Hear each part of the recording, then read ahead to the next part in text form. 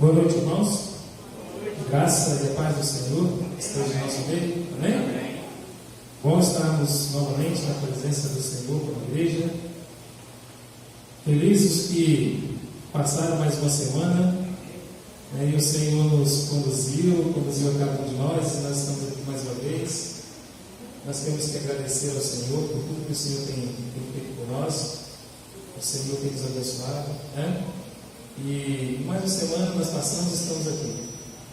E eu queria que você nesta noite louvasse o Senhor, cultuasse o Senhor, glorificasse o Senhor, porque o Senhor é Deus, o Senhor está acima de todas as coisas, e o Senhor permitiu que mais uma vez você viesse aqui. Mais uma vez o Senhor permitiu a sua vinda aqui para glorificar o nome dele. E é motivo de alegria, porque o Senhor te deu mais uma semana de vida. Amém? O Senhor cuidou de você. O Senhor cuidou do seu levantar, o Senhor cuidou do seu deitar, o Senhor cuidou da tua saúde, o Senhor cuidou de você. Louvado seja o nome do Senhor. Amém? Quem acredita aqui que um dia o Senhor Jesus vai voltar? Diga amém. E um dia o Senhor Jesus vai voltar e nós vamos estar na eternidade com Ele também, A palavra de Deus, em Apocalipse capítulo 22, no versículo 6 até o 7, versículo 6 e 7.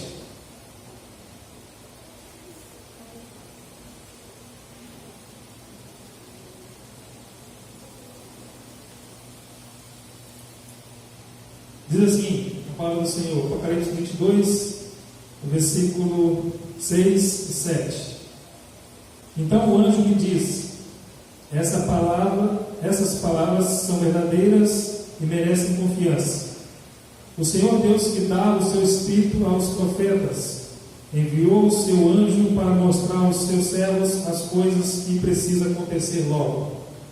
Escuta, diz Jesus, eu venho logo. Felizes os que obedecem às palavras proféticas deste livro. Amém? Os sinais estão aí, irmãos. Estão mostrando que o Senhor Jesus está às portas. E esse texto, eu queria começar a celebração desta noite, que você possa refletir durante essa celebração a palavra que o pastor Moisés vai trazer. Eu também não sei, e não sei também se eu já estou pregando de novo. Pastor?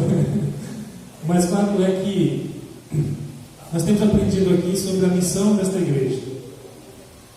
E a missão desta igreja é pregar o Evangelho, cuidando de pessoas.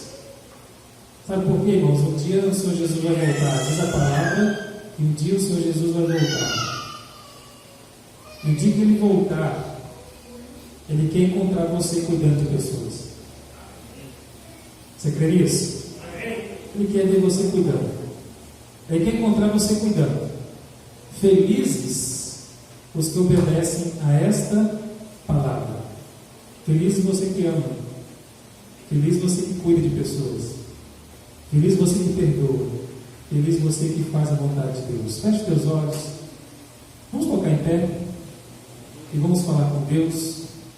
Vamos pedir direção do Senhor nesta celebração. Que o Senhor venha falar as nossas vidas durante toda essa celebração.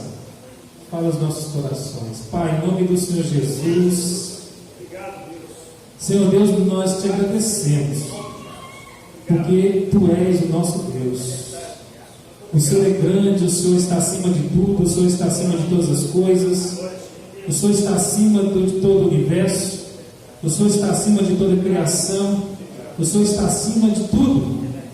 Obrigado, Deus, pelo Teu cuidado. Obrigado, Deus, porque o Senhor nos conduz aqui mais uma vez. Obrigado pela semana. Obrigado, Deus, pelo cuidado, pelos livramentos. Obrigado, Deus, pelo Teu favor, pelo sustento. Obrigado por tudo que o Senhor fez por nós. E nós queremos nesta noite Te glorificar. Queremos nesta noite exaltar o Teu nome. Nós estamos aqui, Deus, para Te cultuar. Porque só o Senhor merece ser louvado, só o Senhor merece ser cultuado. Obrigado pelas nossas vidas, obrigado pela vida de cada irmão que aqui se encontra. Obrigado, Deus, por aqueles que ainda vão chegar. Obrigado, Deus, por tudo que o Senhor tem feito por nós. Conduz-nos, ó Deus, no teu culto nesta noite. Fala aos nossos corações, use as músicas, os cânticos, use a palavra do Senhor para falar ao nosso coração. E nós possamos sair daqui esta noite diferente de como entramos, aprendendo mais de Ti, saímos diferente, com um pensamento diferente, comportamento diferente, vontade diferente, e possamos ter mais uma semana debaixo da Tua graça. Em nome do Senhor Jesus, nós queremos que o Senhor um dia vai voltar. Felizes são aqueles que obedecem ao Senhor. Em nome do Senhor Jesus nós oramos. Amém e amém. Os irmãos sentem. E os irmãos sabem que nossa visão como igreja é nós sermos referência aqui neste bairro, né? Principalmente aqui nesse bairro. Até mesmo porque cada bairro desta cidade tem uma igreja. Então a nossa visão é ser referência como igreja aqui no Parque Vitor.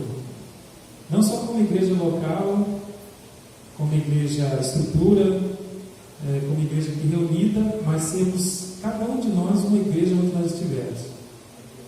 Sabe por quê, irmãos? Quando uma pessoa deste bairro olhar para você e falar assim, aquele lá é da igreja Vila Parque Vitor, né? Aquele lá é daquela igreja. E que possa olhar para cada um de nós e termos nós como referência de igreja aqui neste lugar. Essa é a nossa visão. É cada um de nós trabalharmos para que nós possamos estar sendo referência da palavra de Deus aqui neste bairro. Você crê nisso? Com humildade, com mansidão, com espírito de equipe, com misericórdia. Você lembra do outro, pastor? Serviço. Nós vamos fazer um painel aqui, irmãos. Vamos colocar aqui, né, pastor? Fazer um painel aqui, a gente colocar aqui. Com todo esse jeito de viver aqui nesse bairro. Não só nesse bairro, para você que trabalha lá no centro, em qualquer lugar que você trabalha. Que as pessoas olhem para nós, olhem para você e sintam a presença de Deus. Amém? Quero convidar o Ministério de Louvor. O Ministério de Louvor vai estar louvando a Deus, vai estar glorificando o nome do Senhor, e que você possa nesta noite adorar a Deus, porque o Senhor te deu mais um domingo para estar aqui e adorar o nome dele. Adore o Senhor, glorifique o nome do Senhor, exalte o nome do Senhor. Amém? Louvado seja o nosso Senhor Jesus. A Ele damos glória, a Ele rendemos graça, a Ele rendemos louvores ao nosso Jesus, ao qual aqui estamos na presença dEle. Que possamos aprender os valores do Senhor, assim como os pastores, eu tenho afirmado isso aqui, assim como os pastores têm nos ensinado a aprender os valores que nosso Jesus tem para nós. Fecha mais uma vez os teus olhos, curva a sua cabeça aí mesmo onde você está. Vamos orar breve ao Senhor. Amém? Senhor Deus, nós te louvamos, Pai, nós te exaltamos, Deus. Obrigado, Jesus, por sermos, ó Pai, suas ovelhas, Pai Santo. Obrigado, Deus, por Deus nos encontrar. Deus, obrigado, Jesus, por morrer na cruz do Calvário por nós, ó Deus. Obrigado, Deus, por vencer a morte, Pai Santo, e trazer-nos a vitória, Pai Santo, que é a salvação em Cristo Jesus, através de Cristo Jesus. Nós te louvamos, Jesus.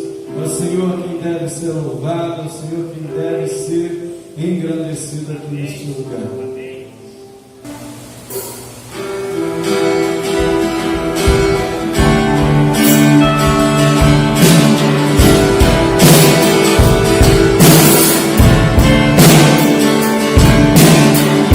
Os que andamos buscados como ovelhas que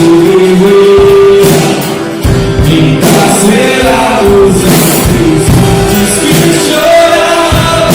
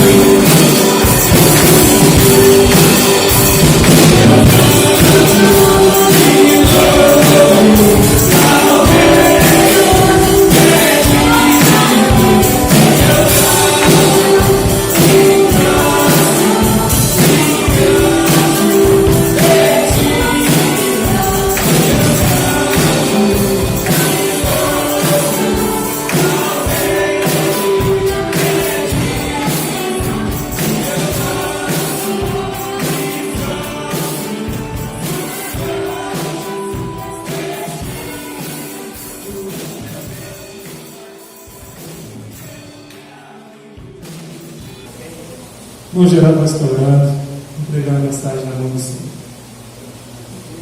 Aleluia, glória a Deus. Senhor, nosso Deus e nosso Pai, Senhor, no nome de Jesus, Pai, que nós entregamos as nossas vidas também com as mãos, Senhor. Meu Deus, muito obrigado, Pai, porque o que nós ouvimos e vimos até agora na tua casa, Senhor. Muito obrigado. Pai, se voltássemos para casa agora, Pai, tenho certeza que o Senhor tinha falado em cada coração dessa noite, Senhor.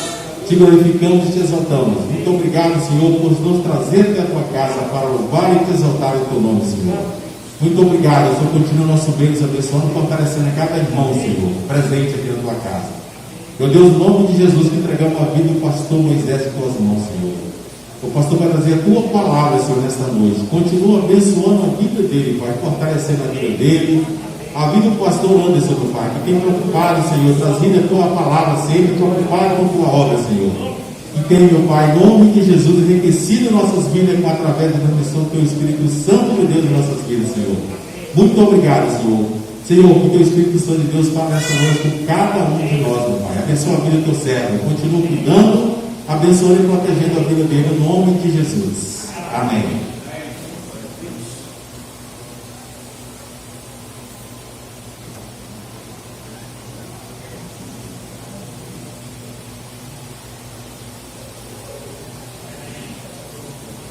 Meus irmãos, é bom e agradável estarem unidos os irmãos. É bom e agradável quando o povo de Deus se reúne para adorar o Senhor.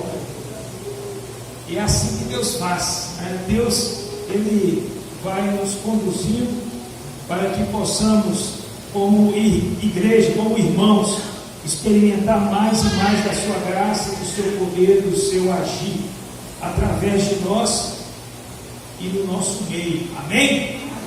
Deus, Ele nos abençoa com a presença e direção dele. Nós somos gratos, né, a Deus pela vida dos irmãos, pela vida dessa igreja.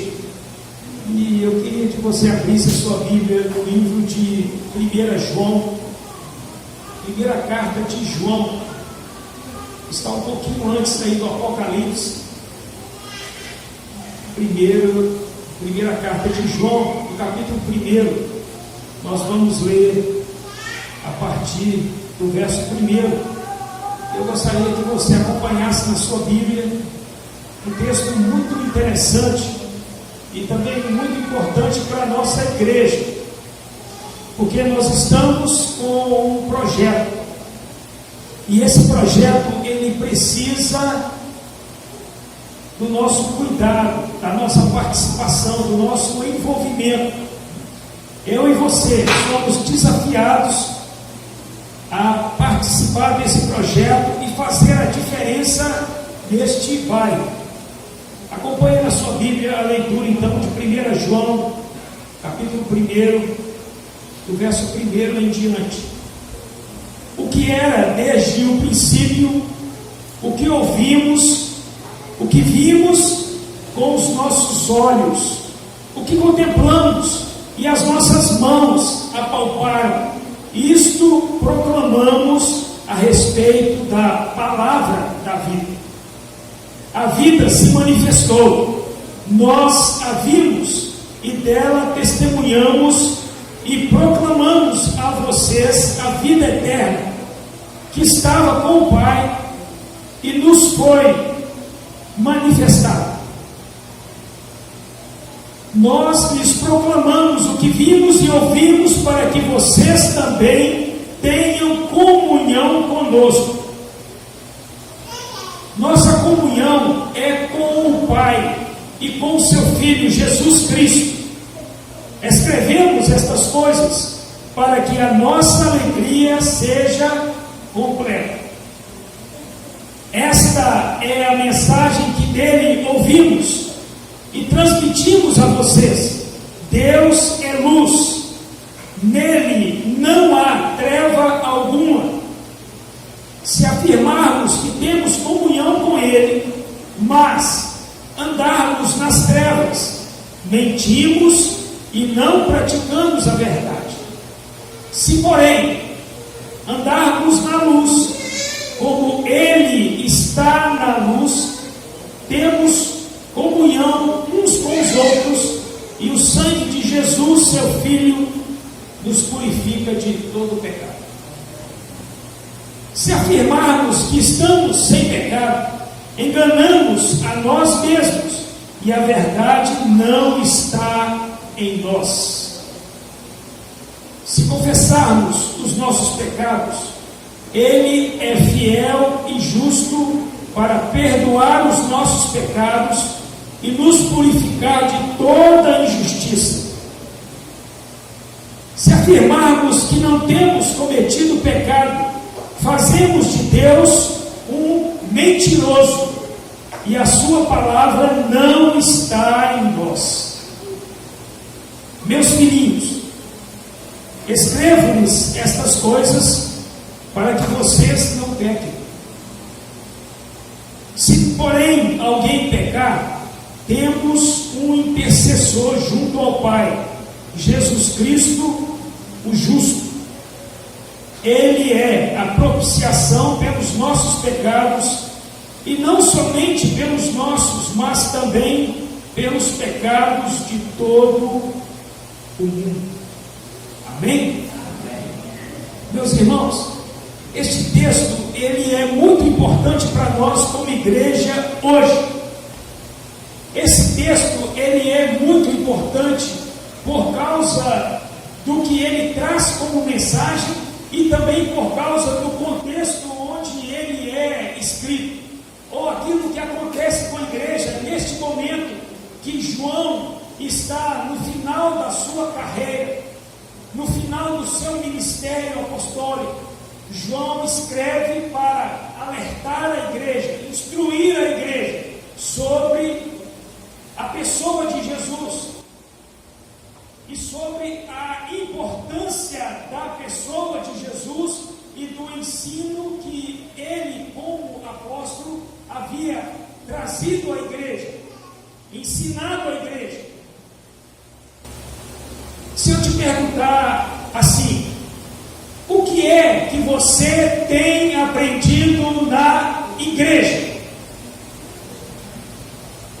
O que é que você, como crente, tem aprendido na igreja? O que é que você responderia? O que é que eu e você temos aprendido na igreja? O que é que você diria? Uma coisa que eu aprendi na igreja e que nunca me esquecerei é que a Bíblia é a palavra de Deus. Nos dias em que João escreve esse texto, haviam surgido muitos ensinos que eram contrários à doutrina dos apóstolos, aquilo que os apóstolos haviam aprendido com Jesus e haviam repassado aos crentes das igrejas. Estavam surgindo em várias partes, em várias igrejas, ensinos que eram contrários ao verdadeiro ensino apostólico, ao verdadeiro cristianismo, aquilo que era a mensagem que a Bíblia já trazia a respeito do Messias e de Jesus, o Messias. E esse ensino muito conhecido na época de João era os ensinos dos gnósticos.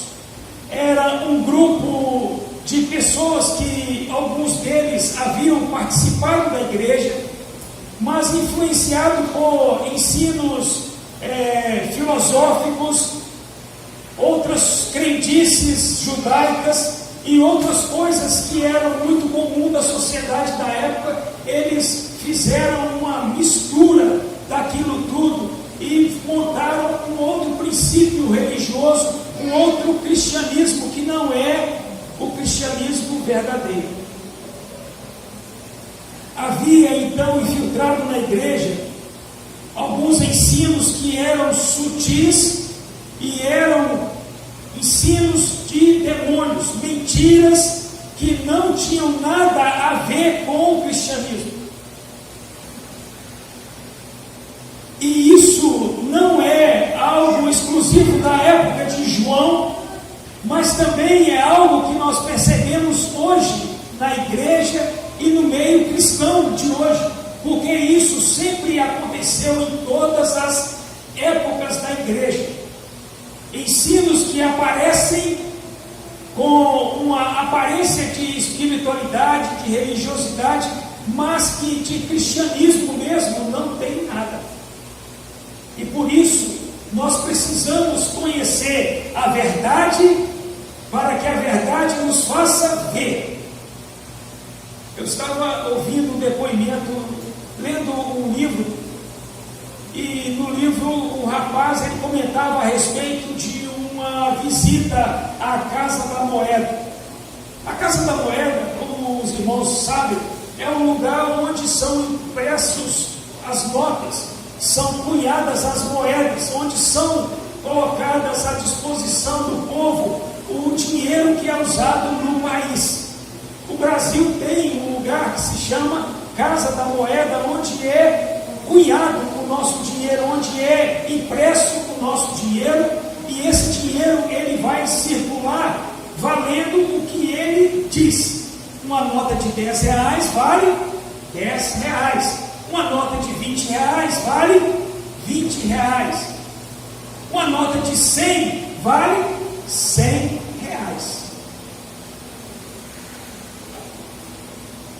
A pessoa que visitava a Casa da Moeda e sendo conduzido por um dos funcionários que ali trabalhava, perguntou então aquele funcionário: ora, como é possível identificar uma nota falsa?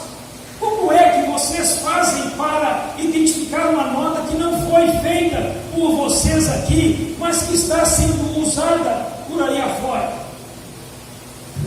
E isso, para quem trabalha no comércio, né, irmã Adelaide?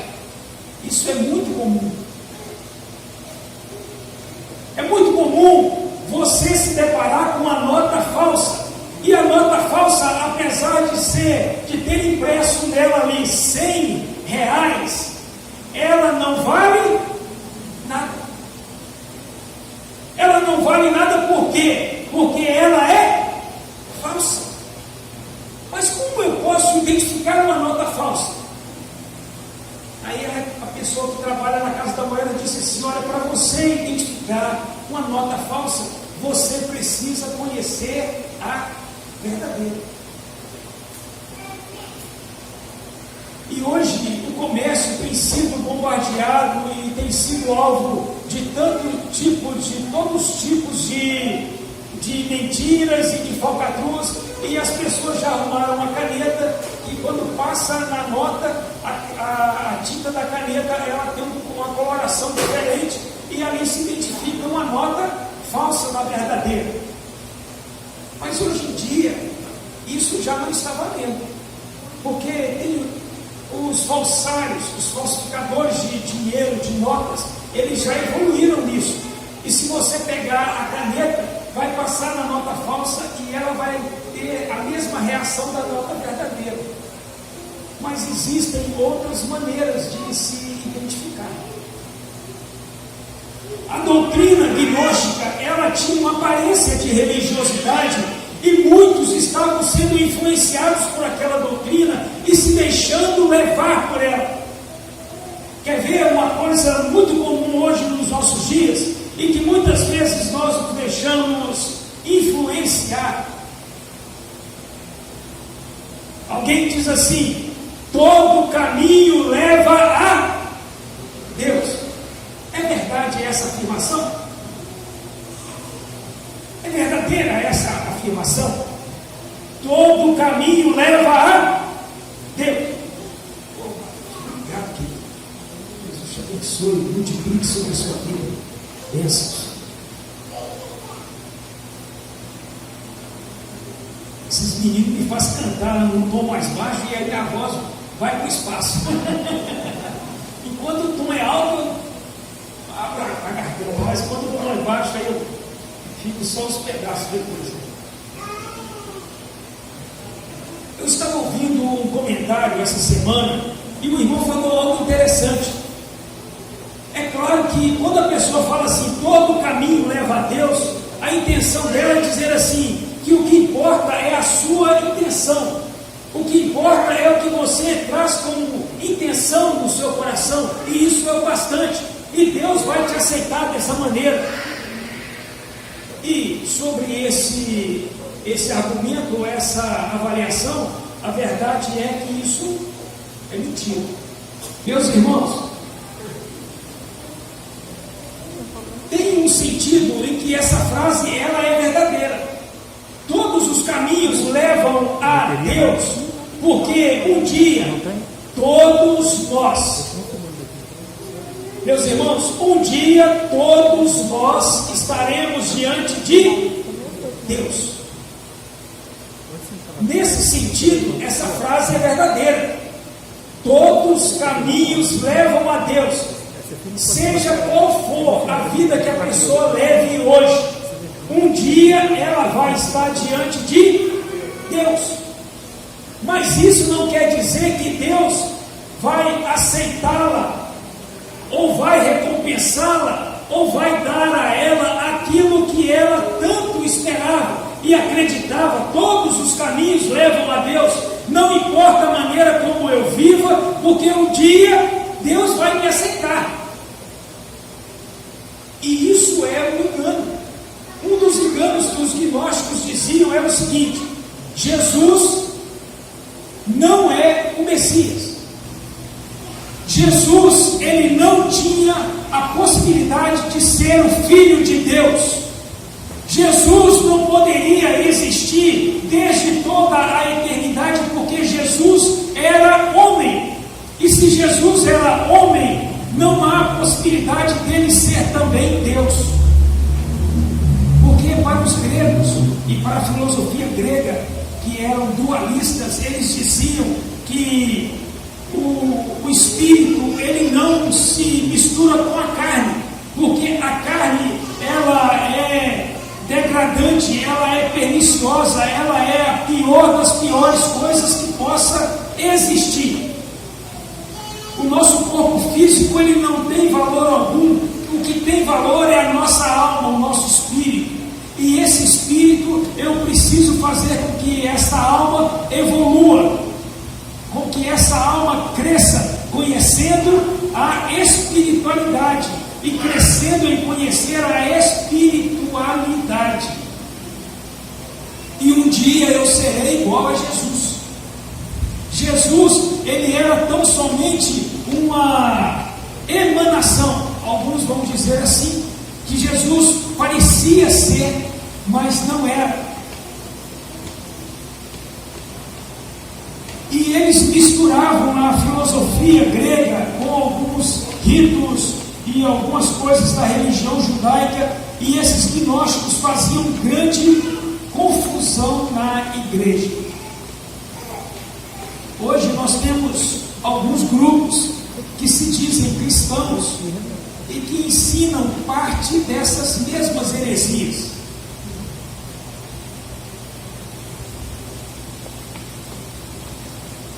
Existia entre esses gnósticos um grupo que dizia que não havia necessidade de se preocupar com o pecado, não havia por que cumprir a lei de Deus, porque Jesus, ou melhor, a graça de Deus, o amor de Deus, ele suplantaria qualquer falha nossa e nós seríamos aceitos de qualquer maneira por Deus, porque Deus é amor. E isso nós vimos por aí. De vez em quando aparece alguém dizendo isso. Deus vai salvar todo mundo, porque Deus é amor, e se Ele é amor, Ele não pode condenar ninguém. E muitos outros ensinos diabólicos estavam surgindo na igreja, e nesta carta, João, ele começa a rebater alguns desses ensinos que eram prejudiciais à igreja e à comunhão da igreja. Porque para que haja comunhão da igreja, é necessário que nós andemos na doutrina do que a Bíblia diz. Então, se Jesus não nasceu homem, se Jesus não era realmente o Filho de Deus, se Jesus não era o Messias, caía por terra tudo aquilo que o povo da igreja acreditava e tudo que eles esperavam. E as doutrinas dos gnósticos, ela atacava as bases da doutrina cristã. Hoje nós temos muito disso por aí. Hoje há um sincretismo na igreja, uma mistura de rituais de candomblé, de magia e tantas outras coisas envolvidos no culto cristão. Querem ver um exemplo? Se você ligar a sua televisão, certamente você vai se deparar com um pastor que convida você a pegar um copo d'água e colocar esse copo d'água em cima da televisão. Porque ele vai orar e depois de orar você vai beber esta água e esta água vai fazer esse ou aquele milagre. Isso, meus irmãos, para não dizer muito, é feitiçaria. Para não dizer muito. Eu vi um pastor chegando ao cúmulo de dizer o seguinte: se você não tiver um copo de água, mas se você tiver um copo de cerveja, se você tiver um copo de cachaça, se você tiver um copo de qualquer coisa, coloque em cima da televisão, porque eu vou orar e vou abençoar e isso vai te fazer diferente. Meus irmãos, isso é feitiçaria, porque é no candomblé que as pessoas fazem isso, uma para o santo e outra.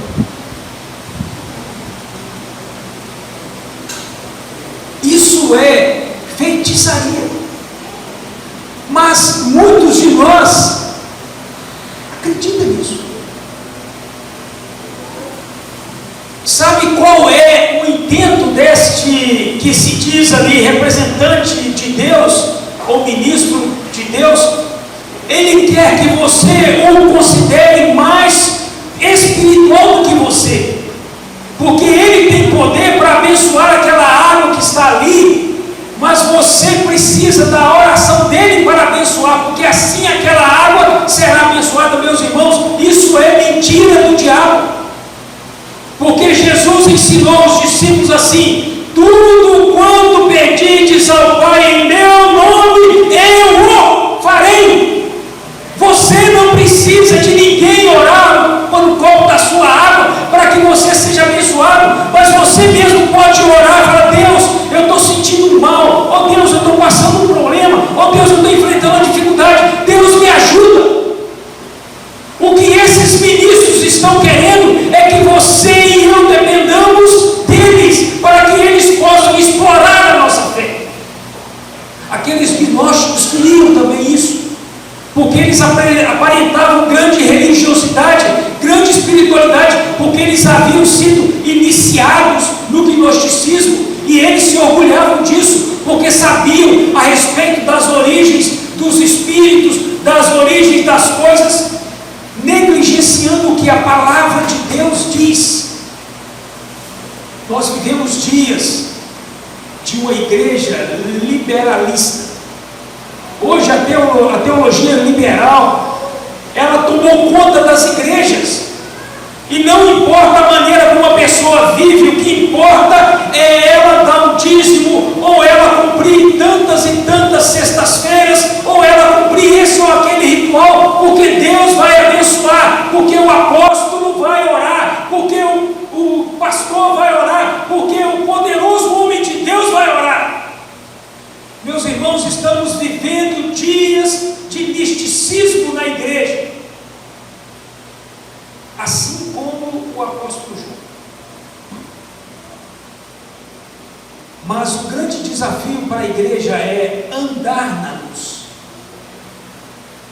Aquela aparência de espiritualidade, na verdade, eram trevas. E eles falavam que aquele que evoluía espiritualmente não tinha nem pecado. Olha que coisa absurda. Eles chegavam ao ponto de dizer que eles não tinham pecado, por isso não precisavam se preocupar com esse negócio de pecado, ou de confessar pecados, ou de buscar viver uma vida íntegra diante de Deus. E isso joga por terra tudo aquilo que Jesus ensinou, porque Jesus veio para destruir as obras do diabo. Mas não é verdade que muitas vezes nós queremos acreditar assim? Ah, não tem problema nenhum. Ah, Deus não vai olhar por isso não. Ah, Deus não está preocupado com isso não. O que importa é a minha intenção. O que importa é o que eu penso no coração. Ora, meu irmão, quem te disse isso?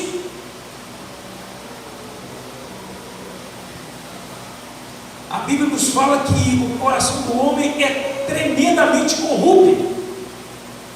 As nossas intenções diante de Deus são como trapos de imundície. Eu e você não temos dignidade nenhuma para apresentar diante de Deus, que dirá dizer que estamos sem pecado, misericórdia. Mas é o que muitos têm vivido na igreja, infelizmente. Por isso vivem uma vida descompromissada, uma vida de qualquer maneira, uma vida sem brilho. A igreja perdeu o brilho porque nós nos esquecemos da luz. Jesus disse assim: eu sou a luz do mundo. Aquele que crê em mim, nele vai haver luz, vai brilhar luz. E Jesus fala assim: vocês devem ser sal e luz. Você tem sido sal e luz, meu? Você tem se preocupado com as suas atitudes? Porque uma coisa que nós temos aqui e que nós temos colocado como valores para a nossa igreja é amor. Vamos lá, amor, cuidado, humildade, mansidão, respeito, serviço e espírito de equipe. Nós somos um corpo. Eu e você fazemos parte deste time Igreja Batista Vila Parque Ibituruna, uma parte do corpo de Cristo na cidade.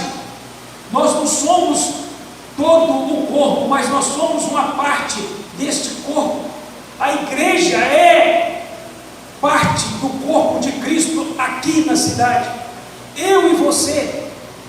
Mas para isso nós precisamos viver uma vida diferente do que o mundo vive. Não podemos nos deixar influenciar por esses ensinos, por esses apóstolos, por esses falsos mestres.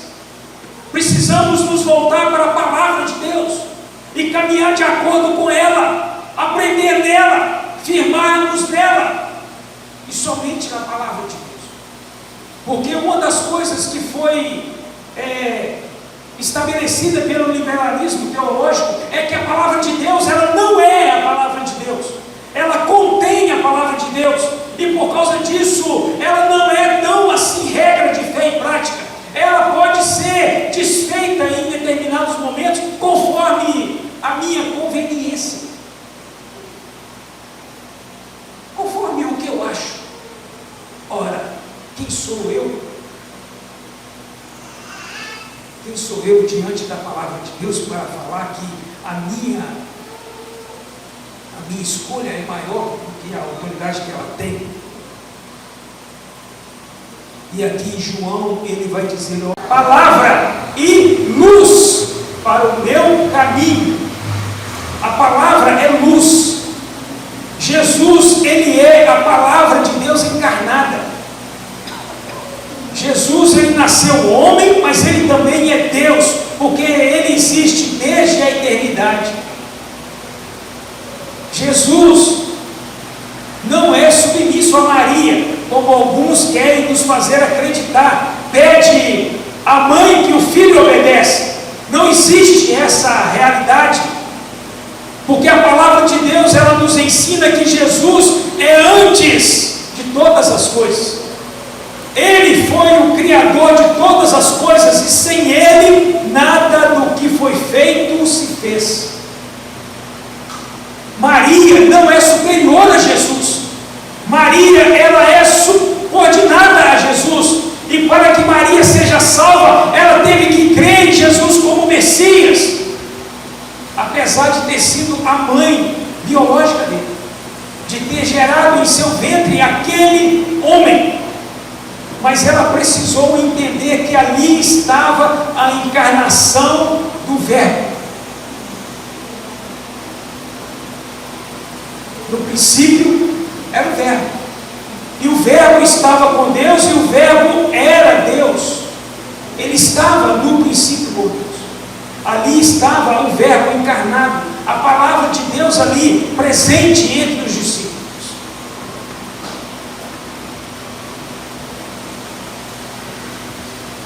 E Jesus, ele veio para resolver o nosso grande problema. O pecado que nos quer afastar do plano de Deus, dos propósitos de Deus, Jesus trouxe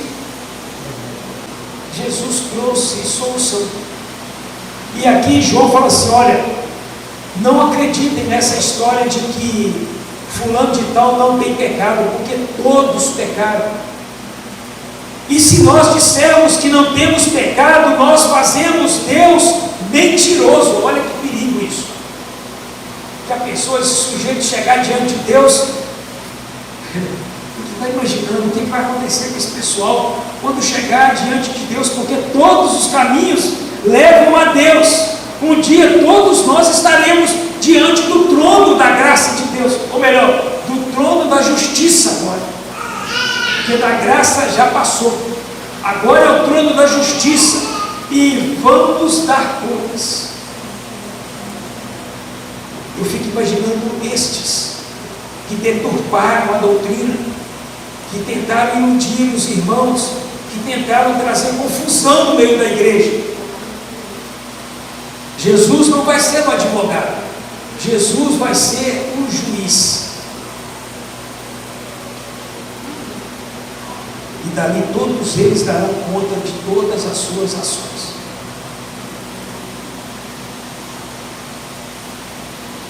E João vai dizer assim: todos somos pecadores. Somos pecadores. E se nós afirmarmos o contrário disso, nós falamos que Deus é mentiroso. E ele diz ainda: se confessarmos os nossos pecados, Ele é fiel e justo para perdoar os nossos pecados e nos purificar de toda injustiça. A verdade é que o pecado ele traz um incômodo a nós. Nós que somos servos de Cristo, nós que desejamos obedecer a Deus, nós que queremos cumprir aquilo que Deus tem. Nós, quando erramos, nós ficamos incomodados. O crente, ele não convive com o pecado, apesar de estar na condição ainda de viver uma situação de pecado, ele sabe que o pecado não é o propósito de Deus para ele.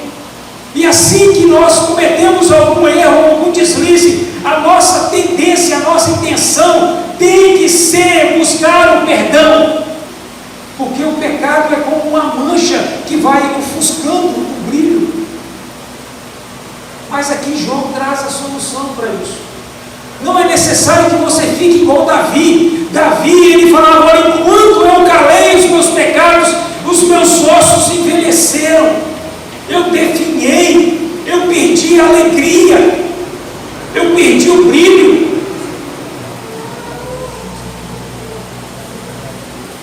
O irmão José fala uma frase muito interessante. Deus, ele perdoa o nosso pecado e ele não se importa com a nossa situação de pecado, mas ele não quer que você viva no pecado. Ele quer que você saia dessa situação.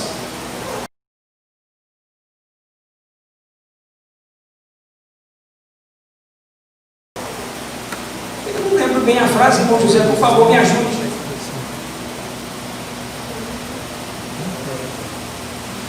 É porque o sangue de Jesus nos purifica de todo o pecado. Se você estiver com pecado, confesse a Jesus e Ele purifica o seu pecado. Mas se você não confessa, o pecado, ele vai te fazendo definhar. Você vai perdendo a graça, perde o brilho.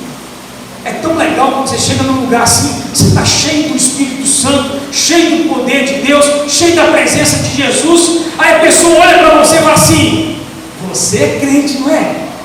Não, meus irmãos, você é tão gostoso. Eu tenho certeza que já aconteceu com você. Mas não é gostoso isso? A pessoa olha para você e fala assim: você é crente, não é? Eu falo assim: sou, como é que você sabe? Agora, quando você está no pecado,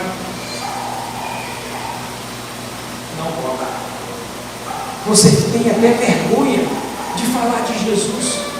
Você tem até vergonha de falar que crê na Bíblia como palavra de Deus. Você perde a coragem. Por quê? Por causa do pecado. Qual é a solução? Confessar o pecado. Confessar o pecado e falar: Deus, tem misericórdia de mim, perdoa o meu pecado, me ajuda, Deus, a viver esses valores da igreja, me ajude, Deus, a amar, me ajude a cuidar, me ajude a ser humilde, me ajude a ter mansidão, o respeito, servir e também viver em equipe com os irmãos, viver como corpo, em comunhão com os irmãos. Meus irmãos, a única maneira de vencer a nossa carne, de vencer essa tendência nossa para o pecado, que o apóstolo Paulo mesmo lhe dizia: miserável homem que sou, porque o apóstolo Paulo sabia das suas limitações. A maneira de eu e você vencermos o pecado é nos enchendo de Jesus, nos enchendo de Jesus. Essa semana eu estava assistindo um vídeo e um rapaz falava assim: olha, eu sei porque você não tem disciplina. Eu sei porque você não tem disciplina para orar, para ler a Bíblia, para ter comunhão com Deus. Eu sei. Sabe por quê? É porque você não prioriza isso. E isso me incomodou. Quando você priorizar a presença de Jesus, a presença de Jesus encherá a sua vida e as pessoas vão olhar para você e vão ver Jesus em você. E isso não acontece com rituais, isso não acontece dessa maneira mágica como propunham lá os gnósticos, ou alguns propõem por aí. Ah, eu senti um arrepio e eu acho que é a presença de Jesus. A presença de Jesus é muito mais do que isso. Amor, alegria, paz, longanimidade, bondade, benignidade, mansidão, domínio próprio. Isso é a presença de Jesus. Não é arrepio.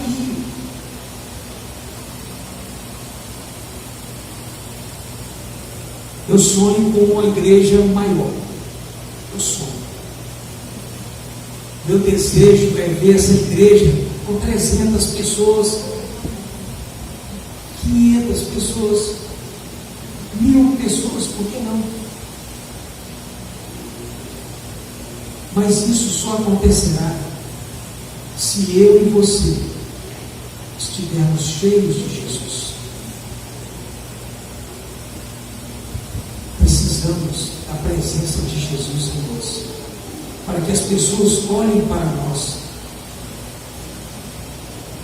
e percebam que precisam mudar, que precisam conhecer a Jesus, que precisam ser transformados. O que tem acontecido é que as pessoas olham para a igreja e elas sentem nojo da igreja. Eu ir naquela igreja, nem pensar. Mas no dia que nós estivermos cheios de Jesus, as pessoas virão. As pessoas olharão para nós como uma igreja relevante nesse lugar. As pessoas virão até nós buscando o auxílio, uma palavra de instrução, de ensino, uma palavra de direção, porque elas acreditarão em nós. Eu desejo ser usado na obra do Senhor. Você tem esse desejo? Então vamos parecer mais com Jesus. Jesus, Ele é o centro da nossa vida. Ele tem que ser o centro da nossa vida. Não adianta cantarmos bonito, não adianta fazer isso ou outro. Precisamos ser cheios de Jesus. Amém? Amém. Nessa semana você se lembre Jesus espera mais de você. Jesus espera ter comunhão com você. Mas você deseja isso? Eu queria tanto que as pessoas ouvissem assim eu falar de Jesus e elas pudessem se arrepender e se converter. Busque a presença de Jesus e você vai ver isso acontecer.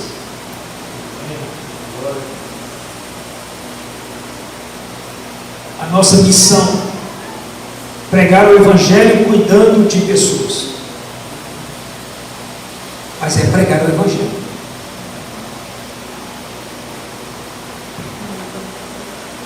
A nossa visão: ser uma igreja relevante aqui no Vila Parque Bituruna.